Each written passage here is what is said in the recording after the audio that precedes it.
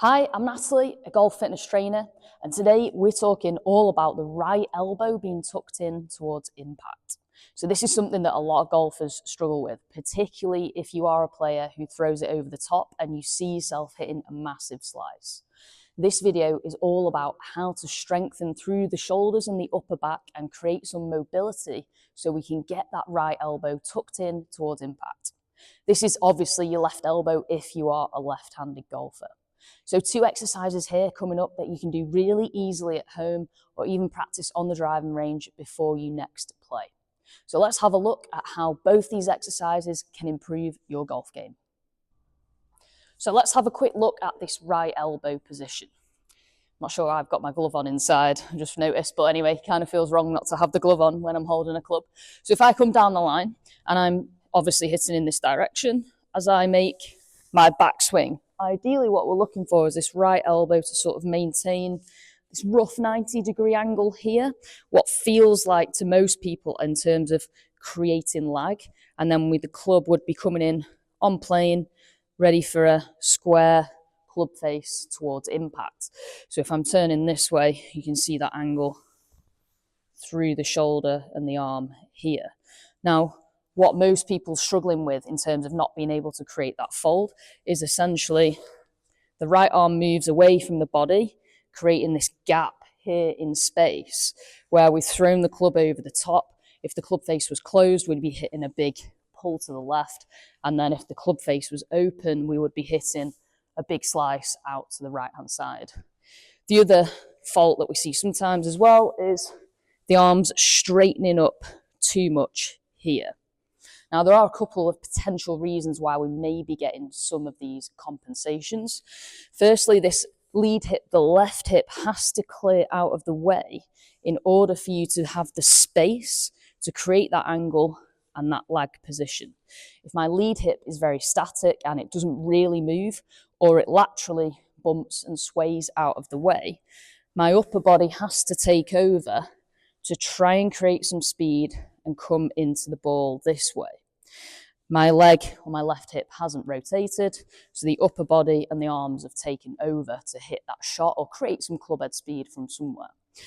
Secondly, and what we're mainly going to focus on in this video today, is the role of the shoulder blade and the shoulder joint and the rib cage. So all 3 of these areas have to work together to maintain strength in creating that rough 90-degree angle. Most people struggle with the shoulder joint because the shoulder blade does not work effectively, or it's in an unnatural and rounded position. And that is quite often caused by tightness and restriction through the rib cage. So we're going to start with a breathing drill for the ribs and then bring in a strength exercise for the shoulders. So the first exercise is all about creating some expansion through the rib cage. And what I mean by that is we're basically creating space within the ribs in order for the shoulder blade and the shoulder joint to work effectively. If we think the shoulder joint is attached on the rib cage, so the natural position of the rib cage will dictate where and how the shoulder blade can therefore go and work. So if I was very hunched, you'd see that my shoulder blades are very rounded, and therefore I would struggle to create more external rotation or this 90-degree angle. So for most people, we're very compressed through our rib cage because we spend our lives sat down, eating, typing, working, and hunched most of the day. So this is a breathing drill designed to open out and expand the rib cage so the shoulder blade and shoulder joint can sit more naturally and therefore work effectively. So down on all fours, literally as it says, knees roughly under hips, hands just in front of shoulders. And you're going to start with a neutral spine. So in other words, you're not curved and you're not arched. You're trying to find that middle ground. And all we do in this position literally is breathe. This is the easiest exercise that we'll ever do on this channel.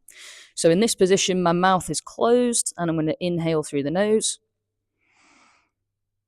You can just about see the middle of my back here towards my shoulder blades expand and rise.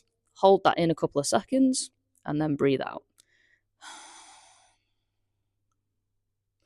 And then I'll get into a tiny bit of an arch. And you're just going to repeat for breaths. So mouth closed, inhale through the nose. Feel all that air go towards the middle back, expanding out the ribs through here. Hold it in a few seconds. and then naturally breathing out with the mouth open. And all we're looking to do is control the breaths in this movement. So inhaling through the nose with the mouth closed. Feel the rib cage rise. Air goes towards that mid-back position and expands it. And then when you breathe out, it's important that you breathe out with an open mouth. So not whistling like, not like this. We're looking to breathe out with the mouth open like a long sigh. And you're going to keep breathing out until you feel the side abs here, the obliques, just about engaged, like you've ran out of air completely, and then you can breathe in. We'd look to do this exercise for around about 10 to 15 breaths in total, or roughly about a minute to a minute and a half. Make sure you do this exercise first. It's important that this comes before exercise number 2 next. So for exercise number 2, this is now about strengthening through the back of the shoulder joint and the shoulder blade to help both these areas become stronger and work more effectively to keep that right arm fold and that nice 90-degree angle towards impact. So you notice I've got a 3 kilo dumbbell here and also my water bottle to show you how you can do this both ways. So I'm going to have a seat. Start with my right arm, so right knee is just bent here, foot flat on the ground. I'm going to start holding the weight, and if I place my elbow on my knee, I get a rough 90-degree angle here at the front. You can do whatever you like with the spare leg. I normally just keep it flat. So the idea of this exercise is to constantly maintain this angle.